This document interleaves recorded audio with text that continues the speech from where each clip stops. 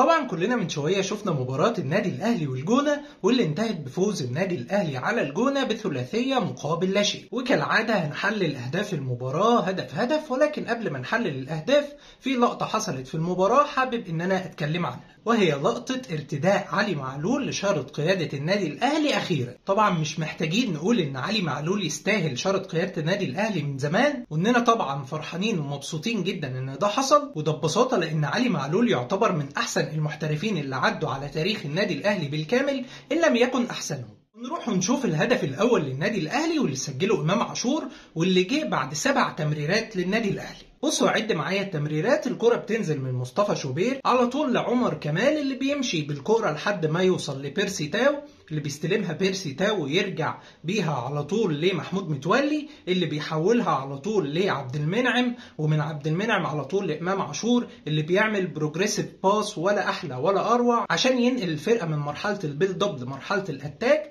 تروح على طول الكرة لحسين الشحات اللي على طول بيرجعها تاني لإمام عاشور اللي بياخد قرار التسديد ويفنش فينش ولا أحلى ولا أروع على المرمى. الهدف ده فيه شغل كبير جدا من إمام عاشور اللي هيبان هنا في الإعادة، إن بعد ما إمام عاشور عمل الباص لحسين الشحات اتحرك على طول في المساحة اللي موجودة أمام منطقة ال 18 وطلب الكرة من حسين الشحات، وده كان باين من حركة إيده على طول إن هو بيطلب الكرة. وبعد ما طلب الكرة والكرة وصلت له كان واضح جدا من حركة جسمه إن هو واخد قرار التسديد ويسدد فعلا في زاوية مستحيلة على حارس المرمى عشان يفك شفرة دفاع نادي الجونة المتكتل.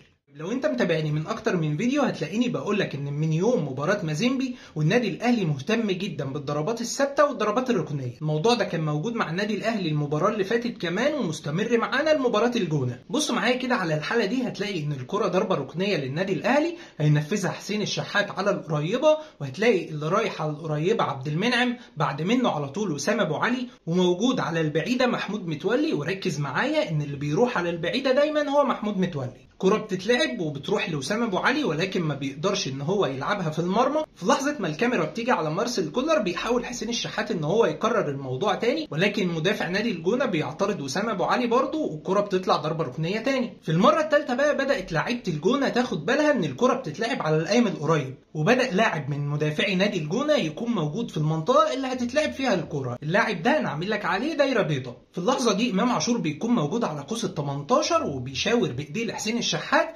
عشان يطلب منه الكرة، عشان يحل لك مشكلة ان لاعب الجونة بدأ يعرف ان الكرة بتتلعب على القايم القريب. وبالفعل حسين الشحات بياخد باله وبيلعب الكرة لامام عاشور، ولكن امام عاشور بيسدد تسديدة ضعيفة جدا. بص معايا في الحالة اللي بعدها هتلاقي ان علي معلول على طول بيعمل الاوفر وبيروح وسام ابو علي على طول على القريبة، بيحاول ان هو يلعب الكرة بكعبه ولكن بتعدي منه وبتروح على القايم البعيد. وزي ما اتفقنا مين اللي موجود على القايم البعيد؟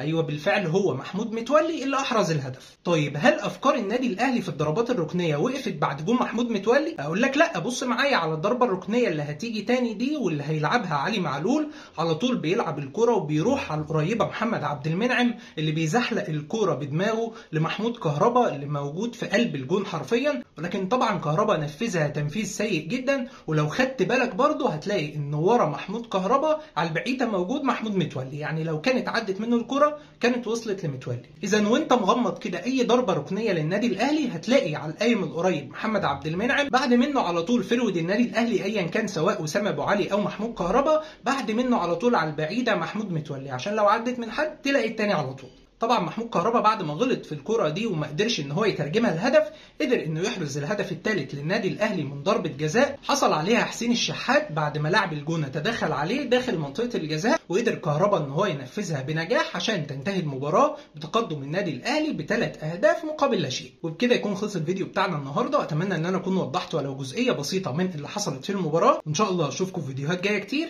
سلام.